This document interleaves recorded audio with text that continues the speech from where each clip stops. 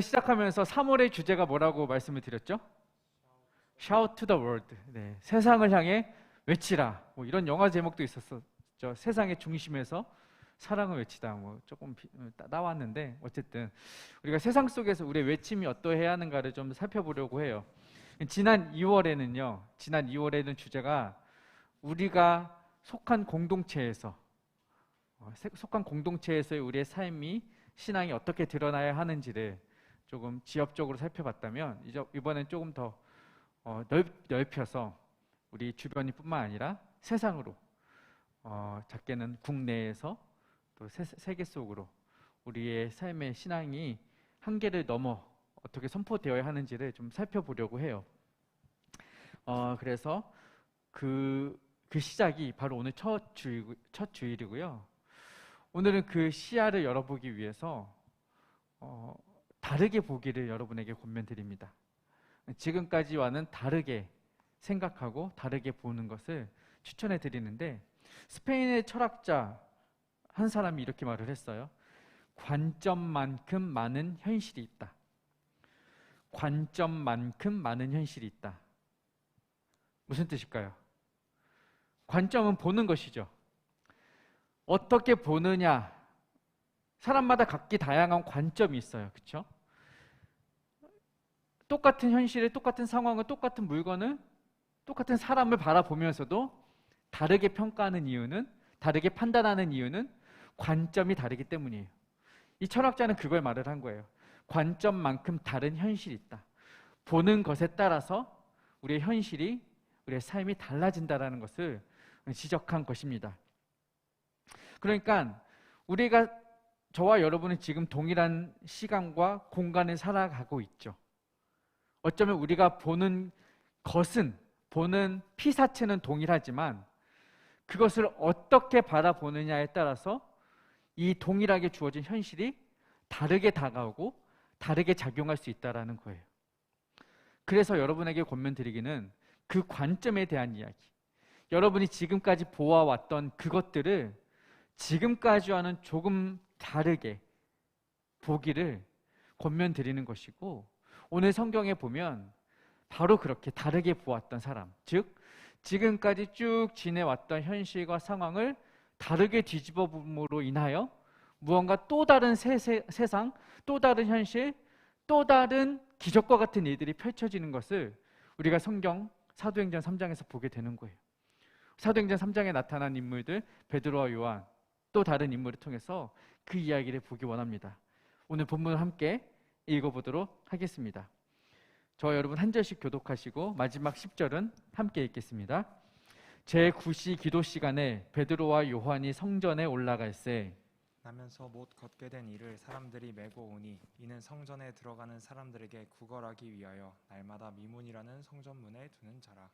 그가 베드로와 요한이 성전에 들어가려 함을 보고 구걸하거늘 베드로가 요한과 더불어 주목하여 이르되 우리를 보라 하니 그가 그들에게서 무엇을 얻을까 하여 바라보거늘 베드로가 이르되 은과 금은 내게 없거니와 내게 있는 이것을 내게 주노니 나사렛 예수 그리스도의 이름으로 일어나 걸으라 하고 오른손을 잡아 일으키니 발과 발목이 곧 힘을 얻고 뛰어서서 걸으며 그들과 함께 성전으로 들어가면서 걷기도 하고 뛰기도 하며 하나님을 찬송하니 모든 백성이 그 걷는 곳과 하나님을 찬송함을 보고 그가 본래 성전 미문에 앉아 구걸하던 사람인 줄 알고 그에게 일어난 일로 인하여 심히 놀랍게 여기며 놀라니라.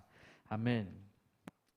오늘 1절과 2절을 보면 제9시 기도 시간에 베드로와 요한이 성전에 올라갈새 나면서 못 걷게 된 이를 사람들이 메고 오니 이는 성전에 들어가는 사람들에게 구걸하기 위하여 날마다 미문이라는 성전 문에 두는 자라.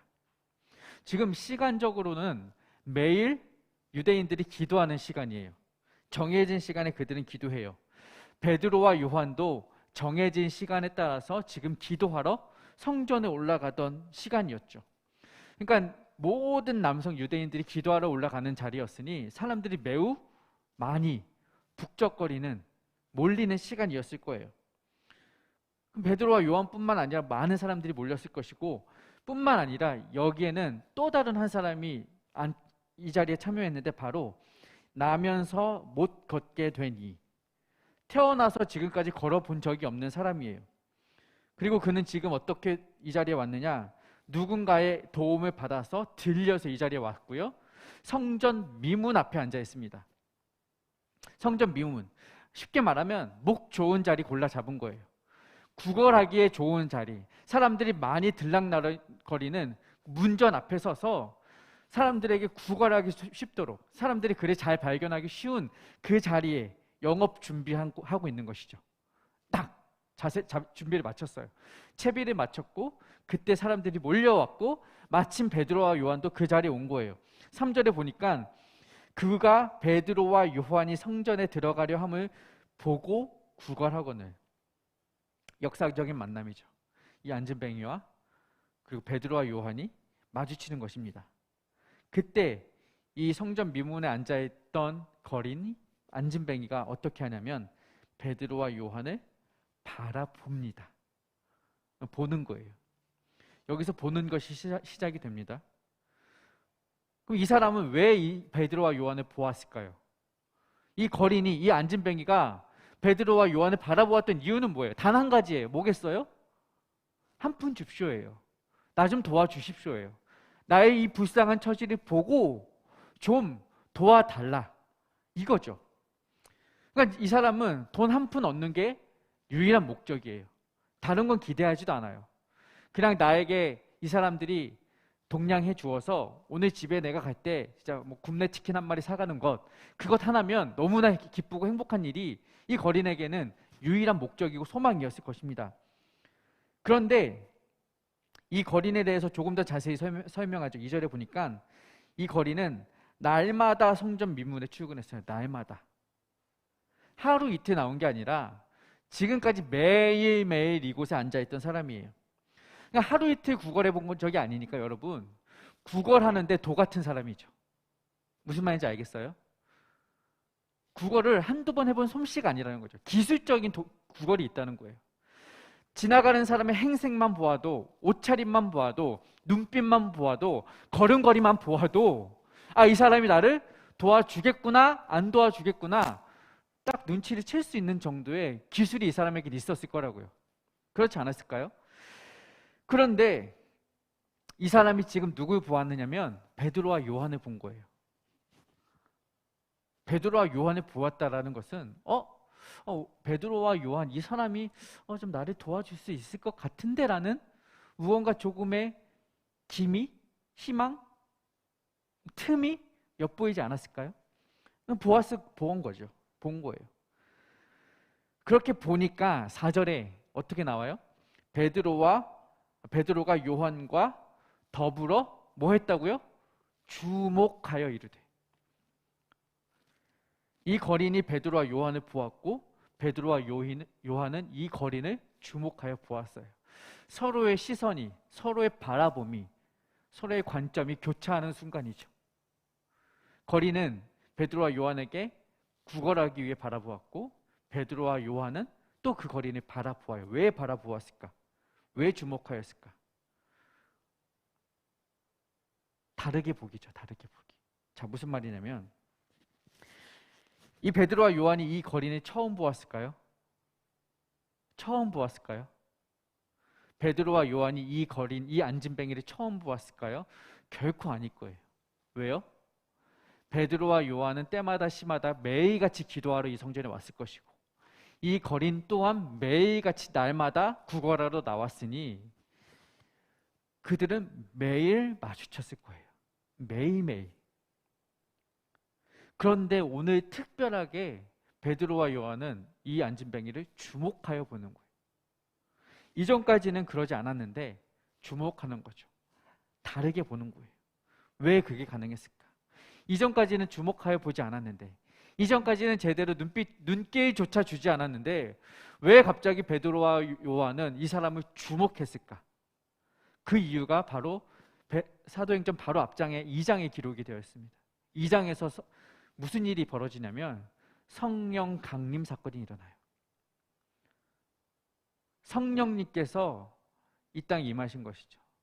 그리고 성령 강림 사건 이후 베드로의 설교로 수천 명의 사람이 돌아옵니다.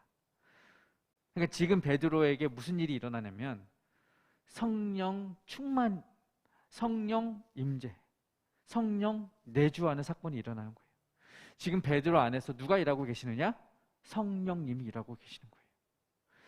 지금까지의 삶과는 완전히 달라지는 거죠. 그가 이렇게 다르게 볼 수 있는 것도 그 안에 계시는 베드로의 삶을 주관하고 다스리고 이끌고 가시는 성령께서 이전까지는 보지 못했던 것을 보도록 성령께서 베드로의 시선을, 관점을 틀어다니시는 거죠. 바꾸어 가시는 거예요. 그러니까 지금까지는 가려져서 보지 못하는 것들을 성령께서 밝히 보여주시니 보이는 거예요. 다르게 보기입니다. 자, 그러면 놀라운 일이죠. 성령이 충만함으로 인하여 지금까지 보지 못했던 다른 것을 보게 되었어요. 그러면 다르게 봄으로 인하여 무언가 다른 일이 펼쳐져야 되는데 문제는 뭐냐? 현실이에요. 현실. 베드로의 시야는, 시각은 달라졌지만 현실에서는 달라진 게 없다는 거죠. 여전히 앉은 뱅이는 앉아 있고 여전히 베드로는 가진 것이 없는 사람이에요. 그렇죠. 이 사람은 베드로에게서 동전 한 입을 기대하고 있는데 여전히 베드로의 주머니에는 동전 한 입이 없다는 거예요. 다르게 봤어요. 돕고 싶지만 도울 수 있는 여력이, 상황이 안 된다는 거죠. 그럼 어떻게 해야 돼요? 베드로가 미안한데 내가 정말 돕고 싶지만 내가 당신을 보긴 했지만 도울 수 있는 게 없네. 미안.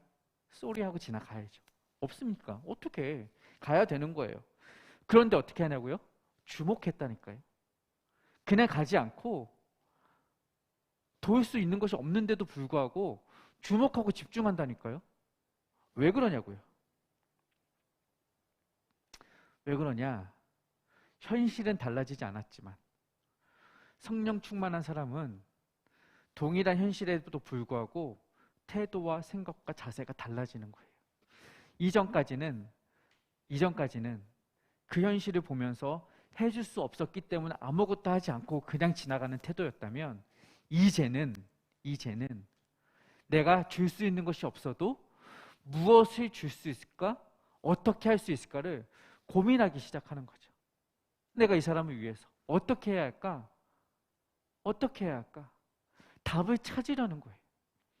이게 성령 충만한 사람의 태도예요. 현실은 여전히 동일하지만 여전히 할 수 있는 건 없어 보이지만 할 수 있는 게 무언가를 고민하고 찾기 시작하는 거예요. 그래서 그가 뭐라고 해요? 베드로와 요한이 우리를 보라. 이미 보고 있는데 또 보라고 하는 거죠. 분명한 건 헬라어 성경은 이 모든 보다의 단어는 다 달라요. 다 다른 헬라어 언어가 쓰였죠. 우리말로는 보다라는 단어로 동일하게 쓰였어요. 어찌되었든 보라고 하는 거죠. 그러니까 그가 5절에 그가 그들에게서 무엇을 얻을까 하여 바라보거늘 계속 보는 거예요. 여전히 이 앉은뱅이는 무엇을 얻을까 보는 것의 목적은 여전히 동일해요. 무엇을 얻을까 해요. 자기를 보라 하니까 이 앉은뱅이 입장에서는 와, 이 사람이 뭔가 있나 보다 기대를 했겠죠. 그냥 돈 주고 지나가는 게 아니라 나를 보라고 하니까 뭔가 대단한 것을 주려고 나에게 바라보라고 하는가 보다 이런 기대치가 더 높아졌을 거예요. 그렇잖아요. 막 불러서 세우니 뭘 줄 것 같은 거예요. 그런데 말씀드렸죠. 베드로는 이 거리인의 필요를 채울 수가 없어요. 은과 금이 없기 때문에. 은과 금이 없기 때문에. 그러니까 만약 베드로가 이 거리인이 한 푼 줍쇼라는 말에 한 푼 없쇼 하고 갔으면은 아무 일도 일어나지 않았을 거예요. 지금 그냥 지나쳤으면 아무것도 없었을 테지만 베드로는 다른 거죠. 베드로는요, 이 앉은뱅이를 은과 금으로 이 거리를 도와야겠다고 생각을 했으면 아무것도 도울 일이 없는 건데 지금 그는 달라졌죠. 세상의 시선으로 보는 것이 아니라 지금 다른 시선으로 바라보기 시작했잖아요. 뭐냐? 내가 주머니는 비어있지만 내 가슴은 예수 그리스도로 꽉 채워져 있다. 주머니는 비었지만 내 가슴은 그리스도의 사랑으로 가득 차 있다. 내 주머니는 텅 비었지만 내 마음은 그리스도의 복음으로 충만해 있다. 없는 걸 보는 것이 아니라 그가 가지고 있는 걸 보게 되는 거예요. 그는 세상이 볼 때는 텅 빈 삶이고 가난한 삶이고 궁핍한 삶이고 뽐낼 것 없는 삶이었지만 베드로는 더 이상 기죽지 않아요. 더 이상 피하지 않아요. 그리고 당당히 외치는 거죠. 은과 금은 내게 없거니와 내게 있는 것으로 너에게 주노니 나사렛 예수 그리스도의 이름으로 일어나 걸으라. 현실은 똑같아요. 줄 수 있는 것 없고 가진 것 없지만 시선이, 태도가, 자세가 달라지면서 그가 꺼내어 줄 수 있는 게 생긴 거예요. 나사렛 예수 그리스도의 이름. 그 이름을 선포하자 7절에 어떤 일이 펼쳐져요? 발과 발목이 곧 힘을 얻고 선포하자 곧 바로 즉시 힘을 얻어요. 그리고 뛰어서서 걷게 되는 것입니다. 아멘? 할렐루야. 이것이 하나님의 역사예요. 예수 그리스도의 이름에 치유가 있음을 믿으시기 바랍니다. 예수 그리스도의 이름에 회복이 있음을 믿으시기 바랍니다.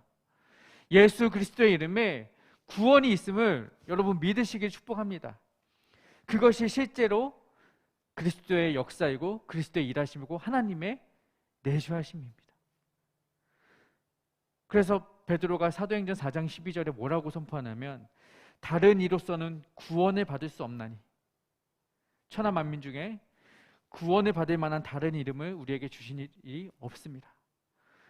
다른 이름이 없다? 오직 예수 그리스도의 이름 밖에는 구원이 없다. 실제로 이 구원의 이름을 선포하였을 때 이 안진뱅이는 그 구원을 경험하게 되는 거예요. 구원을 경험하게 돼. 그리고 베드로는 그 이름을 계속해서 자랑합니다. 계속해서 자랑해요. 여러분 자랑할 것이 있습니까? 각자에게 뭐 은사가 있고 달란트가 있고 자랑할 게 있겠죠. 뭐 영래 형제는 탁월한 찬양 인도 능력 아니에요? 자랑할 만해요.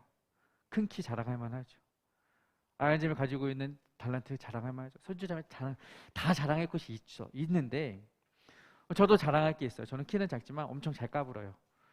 친구들이 보면서 그래요. 야, 니는 뭘 믿고 그렇게 까부냐? 제가 까부는 걸 보면서 그렇게 말을 해요. 너는 얼굴 믿고 까부냐? 그래요.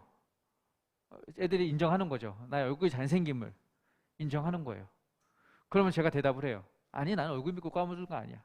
물론 제가 얼굴이 잘생긴 건 인정해요.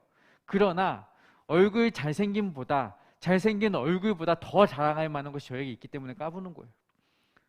얼마 전에 제가 예전에 사역했던 전도사님을 만났어요.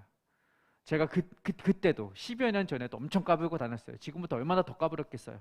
머리 막 이러고 다니고 옷을 막 이러고 입고 다녔어요. 상상 마음대로 하세요.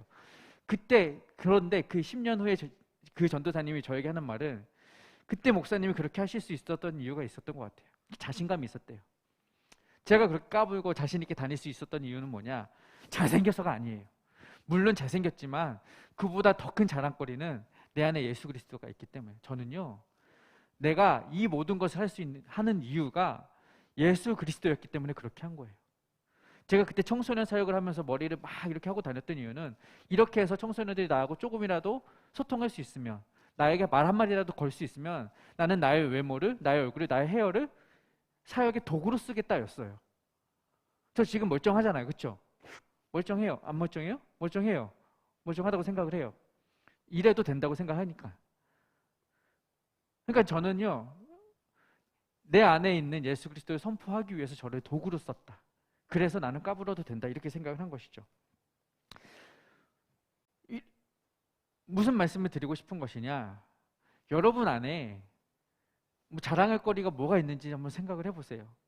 세상적으로 자랑할 것도 많겠죠. 그런데 세상 보면요. 제가 아무리 제가 잘생겼다고 해도 세상에 저보다 잘생긴 사람 수두룩 빽빽 하잖아요. 그렇죠? 그래요? 아멘? 여러분들이 아무리 탁월한 무언가를 가지고 있다고 해도 여러분들이 간혹가다 그런 생각을 할 거예요. 나보다 더 탁월한 사람 때문에 자존감이 좀 낮아지는 경우를 경험하게 될 거예요. 내가 가진 무언가로, 내가 가진 어떤 실력으로 다른 사람과 견주려고 하면 어디에나 나보다 나은 사람은 있다니까요. 자랑할 게 못 된다니까요. 그러면 그 상대적인 그 우월감이 아니라 절대적인 우월성, 다른 어떤 것과 비교해도 기죽지 않을, 다른 어떤 것과 비교해도 가치가 절하되지 않을 유일한 최고의 가치가 있다면 그것으로 인하여 여러분 자랑할 수 있는 거 아니겠어요? 그게 뭐냐? 예수 그리스도의 이름이라는 것이죠. 그 이름이 선포될 때 여러분은 이 안진뱅이와 같은 놀라운 이적과 기적과 하나님의 역사하심을 경험케 되는 거예요. 내가 지금 경험해 보지 못했다고 해서 그런 일이 없다는 것이 아니라 여러분들이 그것을 기대하고 소망할 때 그 일은 지금 여러분의 삶에서 동일하게 펼쳐질 수 있다는 사실을 여러분 믿으시기 축복합니다. 이 모든 것들이 어떻게 가능하냐? 베드로의 다르게 보기로 가능해졌다는 거예요. 그래서 오늘 말씀 속에서 베드로가 다르게 보았던 것 세 가지만 정리하겠습니다. 첫 번째는 뭐냐? 복음이 필요한 사람들을 다르게 보라는 거예요.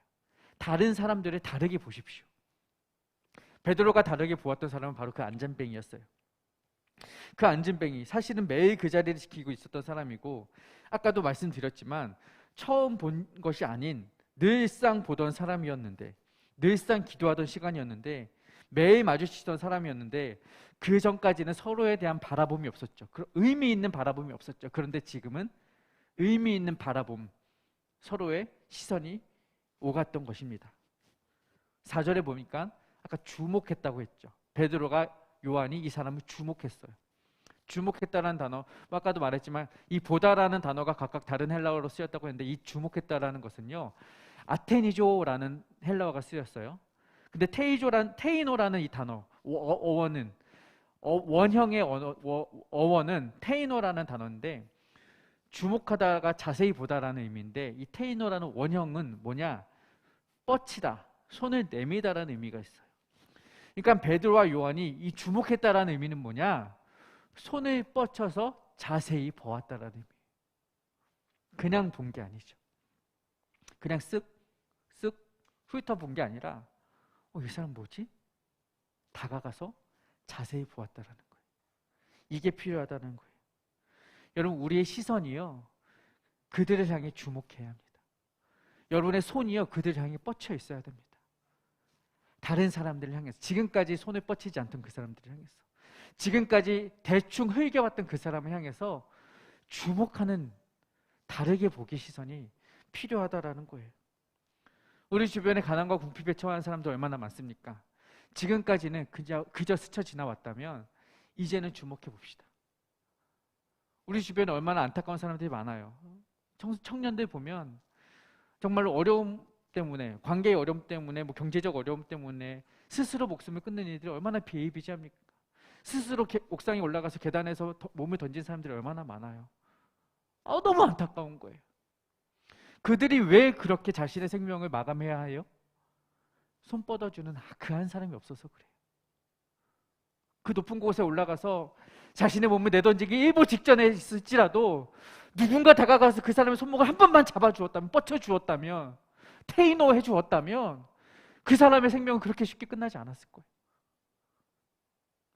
여전히 그럼에도 불구하고 지금까지 나를 사랑해주고 나를 바라봐주고 나를 붙잡아주는 그 한 사람이 있구나의 힘을 얻고 용기를 얻어서 다시 살아갈 동력을 얻었을 것인데, 그 사람이 없기 때문에 그 사람들은 그렇게 안타깝게 생을 마감하는 거예요. 우리의 테이노, 우리 아테이조, 바라봄, 손을 내밀어주면 주목함이 필요한 이유입니다. 여러분 주변의 청년들에게, 여러분 그리고 아직 어린 다음 세대와 청소년들에게 여러분의 시선을 바라봐 주시기 바랍니다. 캠퍼스를 향해 시선을 바라봐 주시기 바랍니다. 여러분 직장의 왕따, 학교의 왕따인 친구들을 향해서 시선을 주목해 주시기 바랍니다. 매일 마주치던 지하철의 거리를 주목해 주시기 바라고요. 지금 뉴스에서 펼쳐지고 있는 그 사람들 주목하시기 바랍니다. 그들을 향해 우리의 눈과 귀가 다르게 열려지기를 축복합니다. 두 번째 다르게 보아야 하는 것은 나입니다. 다른 사람만 다르게 볼 게 아니라 나 자신을 다르게 보시기 바랍니다. 내게 아무것도 없음. 사실 지금까지도 없었고 앞으로도 없었고 앞으로도 없을 것이고 베드로에게는 늘 동일한 것이었어요. 물질, 은과 금이 없는 것은 과거나 현재나 미래나 동일하게 없을 거예요. 저도 그렇고요. 여러분도 그렇겠죠. 그런데 그걸 다르게 보는 거예요. 내게 가진 것이 없는데 가진 게 있더라. 있었구나. 절대적인 가치를 가진 그것이 나에게 있었구나라는 것을 보게 되는 거예요. 여러분, 만약에 베드로가요, 자기 손에 있는 무언가를 보았다면, 내 손에 있는 얼마 되지 않는 돈으로 그 안진뱅이에게 도와주었다면 이 기적이 일어났을까요? 안 일어나는 거죠. 이 안진뱅이는 고마워했겠죠. 그거 가지고 오늘 치킨 사서 동생들, 가족들 먹일 수 있었겠죠. 근데 그걸로 끝이고 다음 날은 또 그 자리에 나와서 똑같은 방식으로 구걸을 해야 했겠죠. 달라지는 게 없어요. 그런데 지금 내 손에 아무것도 없음을 인정할 때 무슨 일이 일어나요? 안진뱅이가 걷게 되는 거예요. 안진뱅이에게 있어서 돈 10,000원짜리가 더 중요합니까? 아니면 일어나 걷고 뛰는 것이 중요합니까? 불보듯 뻔하잖아요. 비교가 안 되잖아요. 여러분, 이 차이는 뭐예요? 베드로가 나 자신을 다르게 보는 거예요. 내가 가진 동전 몇 입을 보는 것이 아니라 내가 가진 예수 그리스도의 이름을 보는 거예요. 그 믿음의 이름을 선포했을 때 그 안진뱅이의 삶이 완전히 달라지는 것입니다. 여러분에게 있는 그것을 자랑하시고 여러분 안에 있는 그것으로 인하여 감사하십시오. 여러분은요, 예수 그리스도를 만난 사람들이에요. 예수 그리스도를 믿는 자들이고요, 예수 그리스도를 나의 삶의 주주로 고백한 자들입니다. 그로 인하여 그 예수 그리스도께서 선물로 주신 성령님이 베드로와 동일하게 저와 여러분 안에도 역사하고 계시는 줄 믿으시기 바라요. 그렇다면 우리의 시선은 달라질 것이고 우리의 삶은 또 달라질 것입니다. 우리의 삶이 달라지는 순간 우리의 주변이 달라질 것이고 우리 주변에 있는 안진뱅이와 같은 수많은 사람들의 삶이 변화될 것입니다. 그 변화의 시작이 바로 여러분이라는 거예요. 나 자신을 다르게 보는 데서 시작하는 것입니다. 내가 가진 것이 아무것도 없는 것을 인정할 때 그 일이 일어나는 거예요. 이런 말이 있어요. 내게 돈이 있다면 가질 수 있는 것을 가질 수 있지만 내게 예수가 있다면 가질 수 없는 것도 갖게 된다. 돈으로 살 수 있는 것들은 한정되어 있습니다. 가질 수 있는 것 가질 수 있겠지만 예수가 있다면 가질 수 없다고 생각했던 그 모든 것들도 다 우리에게 주어지는 거예요. 선물로. 왜요? 예수 그리스도가 우리 삶의 전부이기 때문에. 은과 금이 없다고 기죽을 필요가 없습니다. 기죽을 이유가 없습니다. 우리는 그보다 더 훨씬 가치 있는 것을 가졌으니 부끄러워할 이유가 없는 거예요. 여러분 자신을 다르게 보십시오. 세 번째로 다르게 보아야 할 세 번째는 예수 그리스도를 바라보는 것입니다. 여러분, 예수 그리스도를 보십시오. 나 자신을 보지 말라고 했잖아요. 나 자신이 가지고 있는 것을, 내 손에 있는 것을 보지 말라고 했잖아요. 그러면 뭘 보아야 되냐? 예수 그리스도 보는 거예요. 이런 찬양 있잖아요. 내게로부터 눈을 들어 주를 보기 시작할 때 주의 일을 보겠네. 내게로부터 눈을 들어서 주를 보기 시작하니까 주의 일을 보게 되는 거예요. 보는 것의 관점이죠. 이것도 시선의 이동이에요. 나에게 시선을 두었던 것을 예수께 두니까 예수께서 우리를 바라봐 주시는 거예요. 이 땅의 긍휼함을 바라봐 주시는 거예요. 히브리서 기자가 말하죠. 믿음의 주요 또 온전케 하시는 이인 예수를 바라보라. 예수를 바라보라는 거예요. 왜 예수를 바라보아야 하는가? 예수가 답이기 때문에 그렇습니다. 예수 그리스도가 이 땅에 오셨을 때 모든 세상 문제의 답이 되어 주셨어요. 이 땅에 평화가 없을 때 이 땅에 화평의 왕으로 오셨다는 거예요.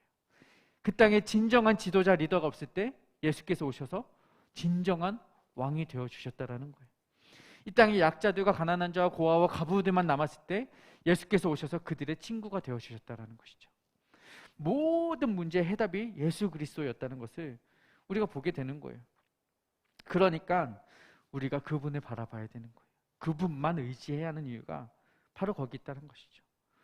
그래서 우리는 그분을 바라보고 바로 그것이 우리의 삶의 비전이 되어야 하는 것입니다. 비전이라는 것이, 이 비전이라는 영단어는 라틴어 비지오에서 왔죠. 라틴어 비지오는 뭐예요? 동사 바라보다라는 의미예요. 그러니까 비전은 결국 뭘 바라보는가, 우리가 바라보는 것, 그것이 비전이 되는 거예요. 여러분이 무엇을 바라보느냐에 따라서 여러분의 비전이 달라지는 것이죠. 여러분이 세상 것을 바라보면 세상이 그것이 비전이 되겠죠. 여러분이 명예를 바라보고 있다면, 그것만 눈독 들이고 있다면 그것이 여러분의 비전이 되겠죠. 그런데 여러분이 예수를 바라보면 예수가 여러분의 삶의 비전이 되고, 예수가 여러분의 삶의 능력이 되고, 예수가 여러분의 삶의 구원이 되는 것입니다. 그러므로 여러분에게 예수만 바라볼 것을 강력하게 권면합니다. 강력하게 도전합니다. 예수만 바라보십시오. 그 주 예수의 이름이 우리의 비전이 되어야 합니다. 우리가 마지막까지 시선을 놓지 말아야 할 유일한 대상이 하나 있다면 그것은 바로 예수 그리스도입니다. 그 예수 그리스도의 구유에 오신 예수 그리스도, 십자가에 죽으신 예수 그리스도, 보좌 우편에 앉아 계신 예수 그리스도, 그분을 바라보는 것이 우리의 비전이 되어야 할 줄로 믿습니다. 여러분의 시선이 지금 어디를 향해 있는지 점검해 보시기 바랍니다. 나는 지금 무엇을 바라보고 있는지 저도 점검해 볼 것입니다. 불쌍한 사람들을 바라보면서, 도움이 필요한 사람들을 바라보면서 발만 동동 구르고 있는 것은 아닌지, 그들을 도울 수 없는 내 처지와 형편, 은과 금 없음을 한탄하면서 그저 씁쓸한 웃음만 짓고 있는 것은 아닌지, 그런데 이 모든 것의 해답이 되신 예수를 바라본다면 그 모든 것은 문제가 되지 않습니다. 예수께서 일하시기 때문입니다. 우리의 시선을 돌려서 예수를 바라봅시다. 땅의 것이 아니라 하늘의 신령한 것을 바라봅시다. 오늘의 문제가 아니라 내일의 소망을 바라봅시다. 예수 그리스도께서 일하실 그 아름다운 나라, 복된 나라를 기대하시기 바랍니다. 그리고 그분만 선포하시기 바랍니다. 베드로와 요한처럼 그 어떤 상황에서도 기죽지 않고 한탄하지 않고, 은과 금은 내게 없어도 내게 있는 예수 그리스도를 선포하였던 베드로처럼 여러분 안에 있는 그 예수의 이름을 자랑하고 선포하시고 그 이름이 번져나가시기를, 그렇게 쓰임받는 저와 여러분이 되기를 주님의 이름으로 축복합니다. 함께 찬양하고 오늘 말씀 들은 내용 가지고 기도하겠습니다. 내 안에 가장 귀한 것 찬양하겠습니다.